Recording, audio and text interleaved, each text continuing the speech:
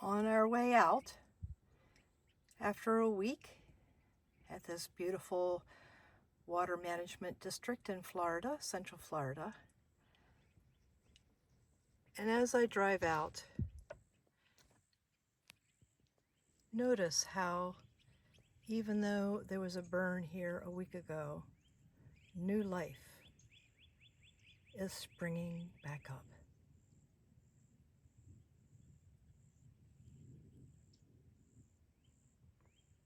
Let's continue cultivating life, my friends. That's what I'm getting from this.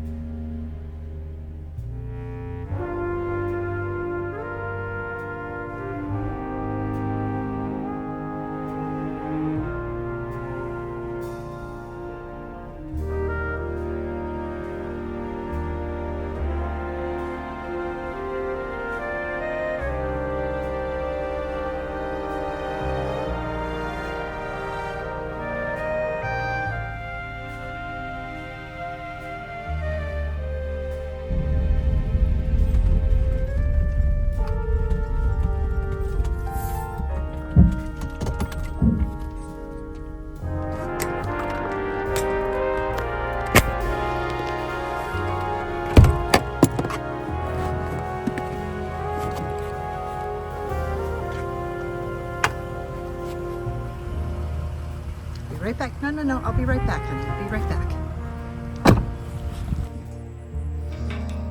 Can she do it with one hand holding a camera?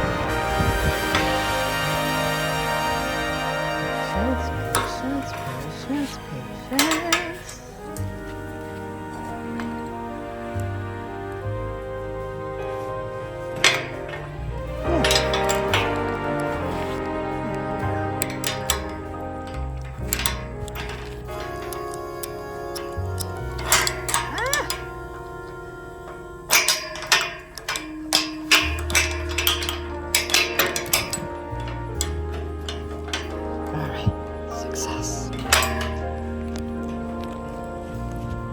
Onward.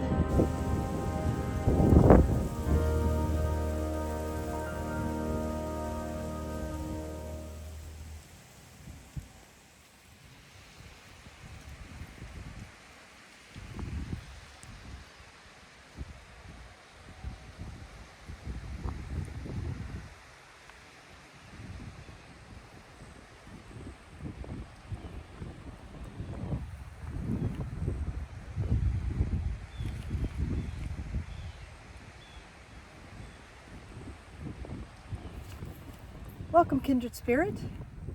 And if you're new here, my name is Diane. I am a nomadic storyteller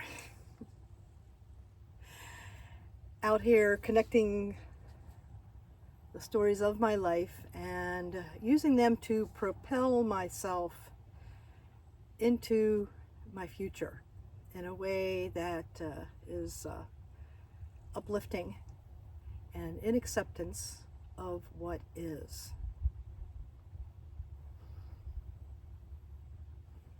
Every time I say that, I feel like I'm getting a little bit more closer to what? I don't know. What sounds right, I guess. It's a little sticky here, a little humid. I will take it, not a complaint. This is my second week being in solo. Being able to be in a place where I didn't feel like my time was limited, that I would be kicked out or shushed along. I'm legally able to be here. This campsite is a little bit more formal. It's an equestrian campground with also non-equestrian campsites, and it's just beautiful. I've been here half a week already. I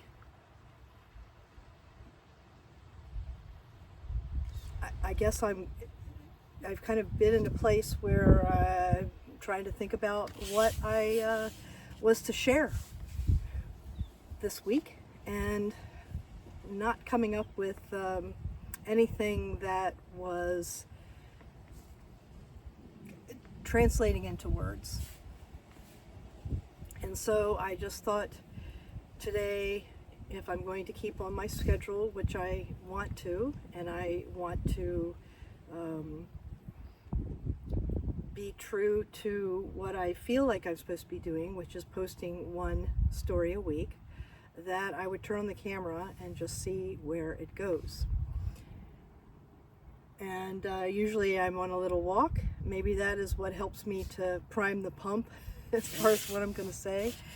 But it's a little, it's in the middle of the day, and I want to start editing this so that I can share it with you. And so I guess I'm just going to take a second here, and now that I'm here, now that the camera is rolling, and maybe just go within, connect with you, and speak from that place. And before I do, though, one thing that I have been wanting to ask of you is, do you have any questions that you would like my perspective on? I'm not saying that my perspective is right, and I also know that there are many, many, many of you who seem to be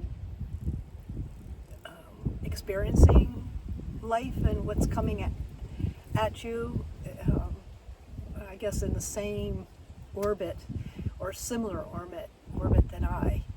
And I'm looking to you to help the expansion of both of us by asking questions that you are thinking about, that have to do with your day-to-day life, how you manage emotionally. So send those in, and that'll be the next story for next week. And let's see if anything comes up for me to talk about here. I can already feel it's going to be a short one, and maybe that's all I was here to share, is to help, is to ask for your support in us dancing together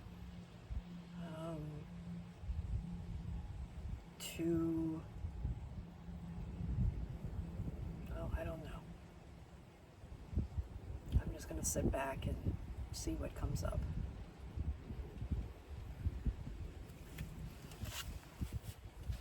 Imogene's on the case, so I don't have to worry about that.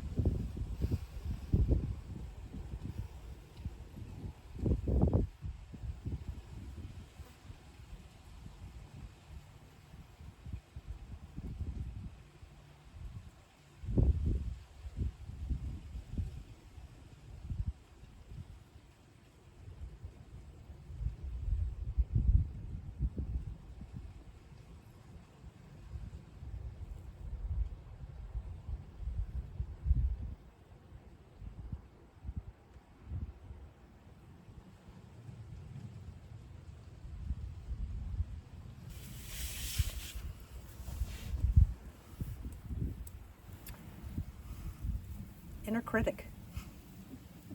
That's what's coming up. How do you talk to yourself? I've always had opinions going on in my head. I always viewed it as that's me, that's not me. And the me is watching the other me. Experiencing and thinking things about situations.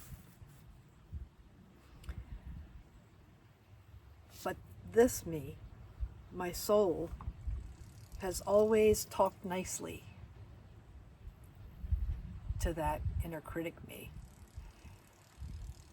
I've always viewed the inner critic as my child, as my child's self, because of the memories that I can think of being hurt or shamed when I was unintentional, I'm sure, because that's just the way, unconscious. We never know how our word's going to land with someone, especially a small child.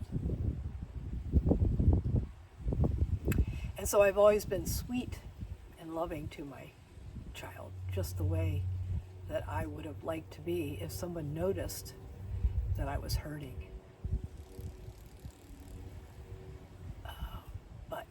And lots of times they didn't know, because I was really good, other than having the tears. That caused people to back off, not hug me. So it became a defense mechanism, not a signal that I needed someone to move in and hug me.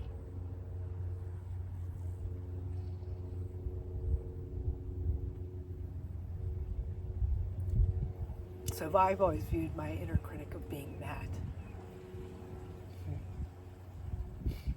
And one thing that I noticed,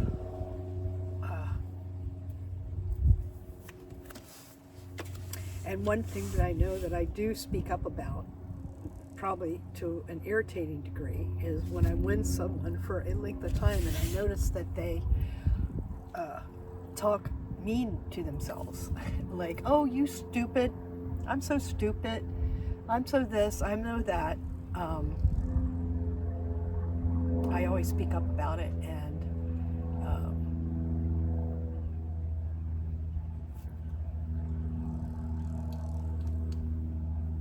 I guess now is when I realized exactly what that means.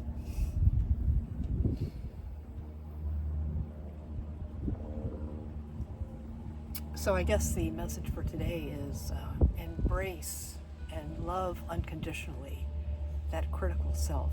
And you can start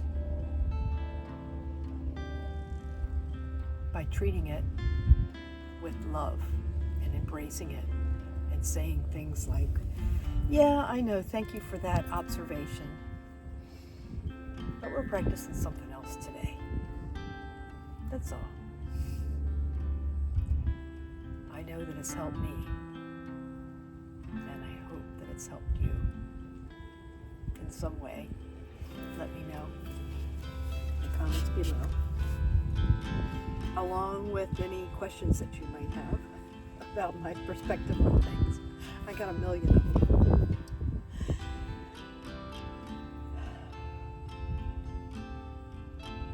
This is new.